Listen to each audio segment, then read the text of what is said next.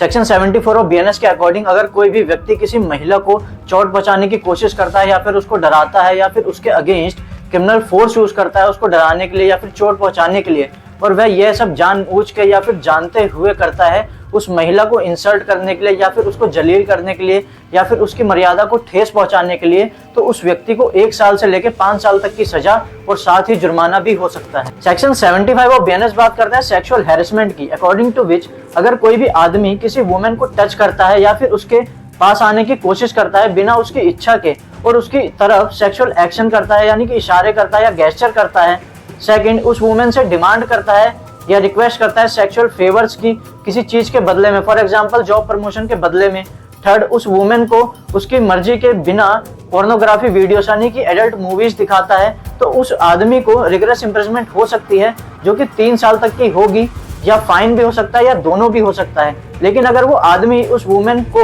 Sexually colour remarks करता है यानी कि उसको बॉडी शेमिंग करता है यानी कि उसके बॉडी के बारे में कुछ बोलता है या फिर उसके डबल मीनिंग जोक सुनाता है या वल्गर जोक सुनाता है, तो उस आदमी को 1 साल तक की सजा या जुर्माना या फिर दोनों भी हो सकता है। According to section 76 of BNS अगर कोई आदमी किसी वुमेन को डराता है या धमकाता है या क्रिमिनल फोर्स यूज करता है उसके अगेंस्ट उसको चोट पहुंचाने के लिए या फिर किसी दूसरे आदमी को उकसाता है या फिर उसकी हेल्प करता है या उसको सपोर्ट करता है यह सब करने के लिए, और वह आदमी यह सब उस वुमेन को डिसरोब करने के इंटेंशन से करता है यानी कि उसको पार्शली या फुल्ली नेकेड करने के इंटेंशन से करता है या फिर वो उस वुमेन को कंपेल करता है कपड़े उतारने के लिए, तो उस आदमी को 3 साल तक से लेकर 7 साल तक की सजा और साथ ही जुर्माना भी हो सकता है।